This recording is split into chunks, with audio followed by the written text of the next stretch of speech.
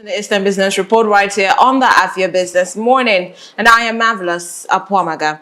Today on the program, we turn our attention to a development that is already generating major conversations in Nigeria's economic and political space. The Federal Inland Revenue Service (FIRS) has added Xpress Payments Solutions Limited as one of its Treasury single account collecting agents.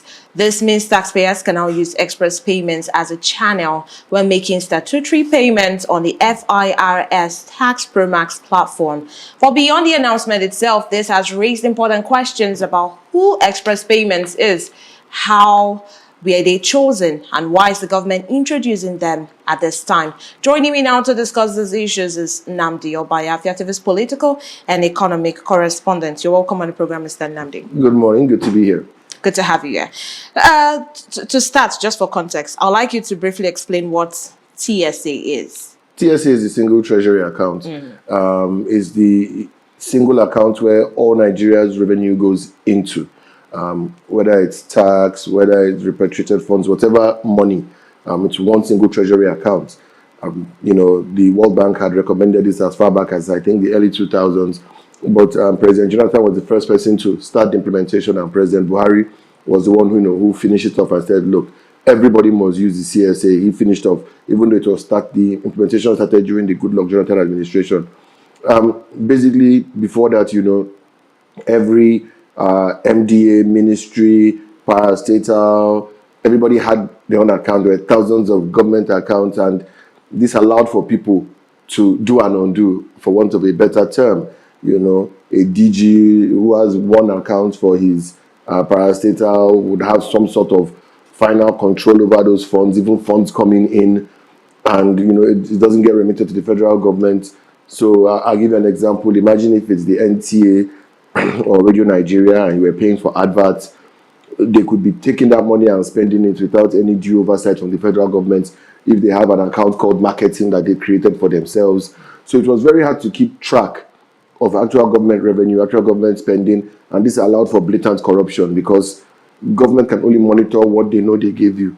If you're using government resources to make extra income and you're using it for yourself, the government cannot track that. So the TSA came in. Of course, at that time, because it was advised by the World Bank, many, including myself, looked at it with suspicion. I'm always suspicious of anything that comes from the international financial parasite community.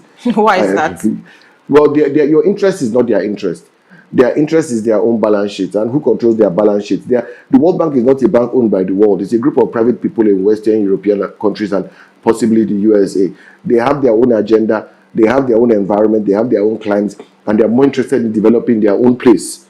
So whatever is happening there has to be to the benefit of their own financial institution, their personal finances, and the environments that they reside. You are not their priority, and you can be sure that if they're giving you one, is because they've seen where they can take 10. Even the advice they give is to their benefit. Trade advice, it makes it easier for them to reap your mineral resources and go. Bilateral partnerships are actually not very, very friendly. Monetary and exchange relationships usually is when it's in their benefit because maybe you buy more of their goods, so you're going to buy more of their currency. Like what's happening in Nigeria and China now, where Nigerians are happy and jumping that, we're doing direct yuan and naira exchange, whereas the volume of naira that China buys because they need to do things in Nigeria is almost nothing compared to the amount of yuan that Nigeria needs to buy because of the amount of things we import from China, the services we collect from China. So it's why I'm always suspicious of anybody, foreign country, foreign agency, foreign financial institution, NGO, because it's never really about your interests. It's always about what they want to gain. Many of them are they have secondary objectives, and what they are giving you is not an objective, but rather candy to draw you to the objective you can't see, which is why I was suspicious. But the truth is, a country like Nigeria needed to have some sort of strict financial regulation to monitor, because we don't exactly have the best judicial and law enforcement framework to investigate all this. That being said, however, because of our level of impunity, having all the money in one place does not mean that it's better monitored. It just means that it's easier for somebody to dip their hand in a bigger pot and scoop a bigger Yeah, I amount was going to of ask money. how effective has it been since its implementation? Well, to be honest, it has had some positive effects. Okay. One is that in terms of the government knowing how much money is there, has it reduced corruption? Nope. Has it affected impunity? Nope. Has it increased development? Nope. Has it boosted the private sector? Nope. Has it, helped our foreign reserves, our currency? No, no, no, no, no. But at least government knows where their money is. Which is what is the main purpose of the TSA. Everything else is a secondary benefit. So that's basically what the TSA is. It's just one single treasury account that the government can see where all its inflow comes into. So since 2015, Mr. Nnamdi, companies like Remitter, InterSwitch, Intransact, and others have powered TSA revenue collections. And now the government is introducing Xpress Payments. Yes. What gap or challenge might FIRS be trying to close here? This is where people have a problem, because the system specs from Remitter, Quick Teller from InterSwitch, the Easy Transact, the Flutterwave were already there. There was, there were already plenty. You go to the platform, you make your payments. What is the purpose of adding Express Payment Solutions? And what made people bothered, is not that it's an evil company. If you look at the company, the chairman, Chief Samuel Oni, is someone who was a director of bank supervision in the CBN. He sits on the board of UBA. He was on the board of Abe Holdings. He's somebody who is, he's well learned, well exposed, and he's been, at the top of corporate governance of top companies in Nigeria. He's a reputable person, business wise. So the MD Wale Olaishade, he's been with InterSwitch. As far back as the early 2001, he was with Telnet in the early days of trying to even start off the telecoms revolution in Nigeria. He was with Zain, which is now Airtel, far back then. Like I said, he was even a group head for service delivery, I think, performance of service delivery for InterSwitch for about 7-8 years. So he's not someone who is not reputable. We have the board, the MD, the corporate governance on paper looks good. The problem is the way it happened. Now, it's not illegal, except I misread the Finance Act of 2001. It's not illegal. The law gives the FIRS the rights to appoint collection agents. It gives them the right to appoint collection agents.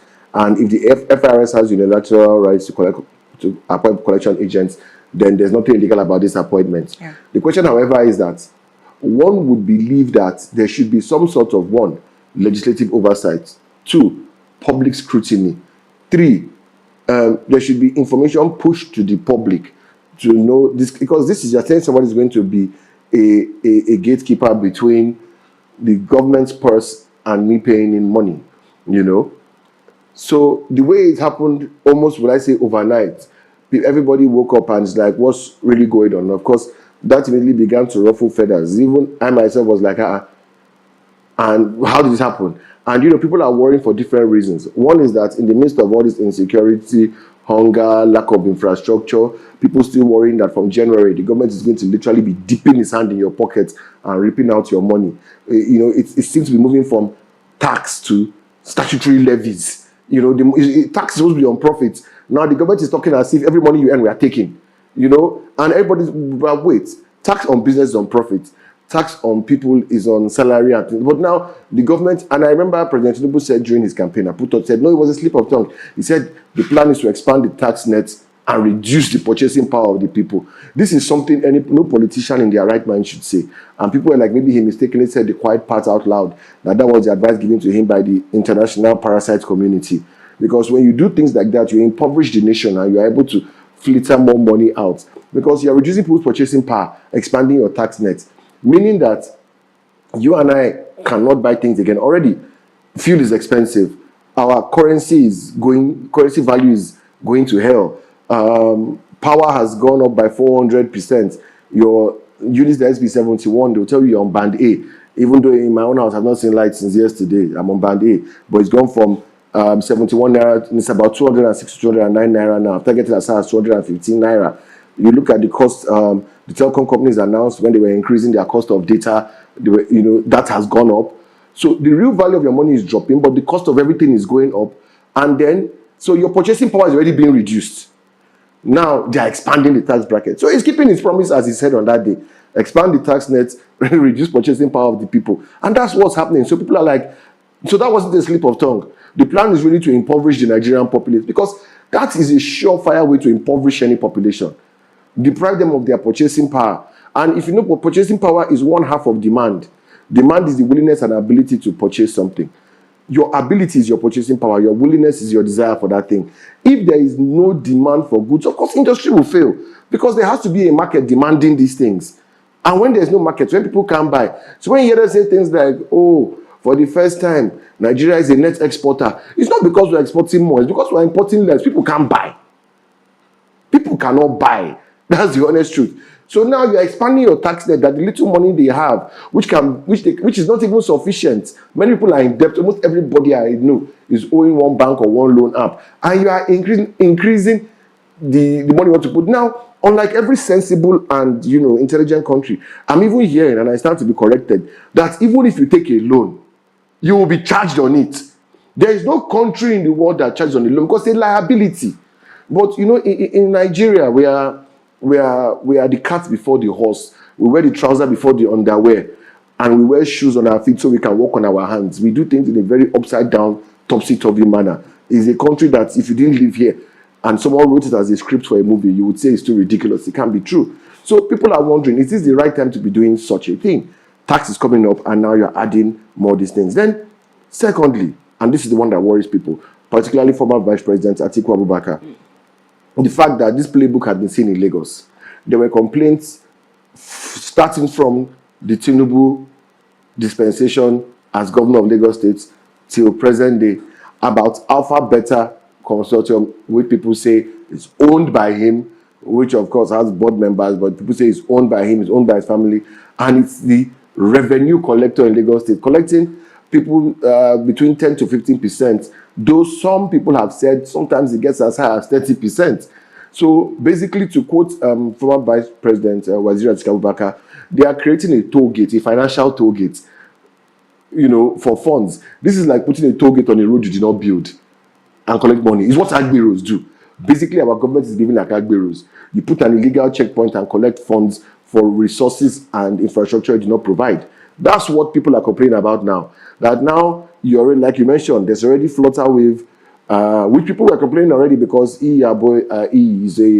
is perceived to be too close to the presidency and an APC guy. People were not happy then. They felt, Vice President Osibanjo then gave them an unfair advantage, but let it go. Interest rate quick teller has been probably the primary gateway in Nigeria. Nobody was saying anything. Remitter, we've known Remitter almost forever. Everything from your driving license, everything. So you've had Remitter, you had Interswitch. You brought Easy Transact. People didn't raise an eyebrow. Then you brought Flutter, where people are like, what's going on? And now, out of the blues, you now bring Xpress Payments. So, of course, people are going to raise their voices. And, and now the gaslighting has started. The government has done something. The people are protesting, and now they are gaslighting us that we are politicizing a simple process. But why is the government hoarding information about Xpress Payment? Well, because there's nothing really online. Excuse me. Well, about them. If you go to their website, you can see their whole board. You can see their team. I don't know if you're familiar with Sidian Bank. It was a product they were doing for people who wanted to do funds transfers. They've been doing things like paying school fees abroad and, things like that. Basically, fund payments. They've been around 2016. They've been doing things like that. I know that my state, Delta, and some other states had some things to do with them, as far back as 2019. They are, like I said, on paper, nothing looks suspicious about them as a company. They don't look suspicious. They look like a very reputable company. The people there, Olai Shade, the chairman, Oni, they are people who are reputable people in the industry, who are, well known and well grounded. The problem is, one, the manner it happened, and two, the history of what people perceive as President Tinubu's will I say, toll gate building. Lack of public trust. The toll gate building, whether it's on Lekki Expressway or it's in the Lagos finance system, there's always a need to put a toll gate to collect funds from people. And like I said, this providing toll gates without resources is Agbero behavior. When Agbero, the road is bad, they put a toll gate at the only good side and tell you for you to come in. Now they're making very punitive actions for not paying tax. They're expanding their tax bracket, their tax net. They're making all sorts of charges, increasing all sorts of levies, and then they're now bringing a collector in who is going to be a major beneficiary of this largesse at the expense of the Nigerian people. So of course everybody is going to be. So contrary to what the FIRS chairman is saying, that the former Vice President Obaka is politicizing the issue, it's a political issue. Because you are going to, one, put people in a situation where their mind is already on. You are taking too much of our money. Now you're saying you are bringing an agent to assist in collecting that money. The FIRS is claiming that all the money paid is coming straight to the federal government, that it's only maybe the small charges on top, that is for the end user that will be charged us, that those companies will take. But, the truth is this, and this is where Nigerians are suspicious. It is what is declared as the money the gateway gives to the federal government. That is the money that the gateway gives to the federal government. When you build a toll gate, you can put any facility in there to withhold money. If I'm working in a toll gate and you come and everybody's paying 1,000 naira, 1,000 people pay and they pay 1,000,000 naira. If at the end of the day, I open a board in the floor and put 200k there, the collector comes there, give me 800k, and he says, see you, 800k, that's what we made today, everybody claps. Transparency. But I've been able to remove something. And in programming, there is it's an easy command to give. It's an easy instruction to give. On this, remove this. On this, remove this. And the declaration is made. It's not something that is too hard. It is one of the most basic and simple principles. If you're learning computer science very early and learning flowcharts, conditional statements, if statements, that's the beginning. So it's not something that is hard to do. So that is the worry of people. Whatever the declaration is what we are going to see. And that is why they are worried. That's why there is worry. That's why there's concern. The alpha beta history, the fact that they are taking too much of our money, and out of the blues, a new, for no reason, when they are full already. They said it's to encourage competition and also create a multi-channel revenue collection. Why is all the competition in revenue collection? Why is it not in revenue generation? Why are they not looking for competition in putting money in people's hands? How about encourage competition by, one, lowering interest rates properly, two, giving out mass single-digit interest loans to people doing commercial and agricultural things, three, having a proper state of emergency on education and power and providing that so that people have power to run industries, investing in railway, investing in roads, not bulletproof cars for hundreds of bulletproof cars for governors and junketing. You're going for COP, environmental, this thing, climate change. You're carrying a multitude of people. Everybody, air tickets, VIP hotel, ESTA code, local transport, protocol money. Come on, give me a break. When you say all these things, it's gaslighting of the Nigerian populace. I'm sorry to say, if we're going to be honest at this point, let's call it spade a spade.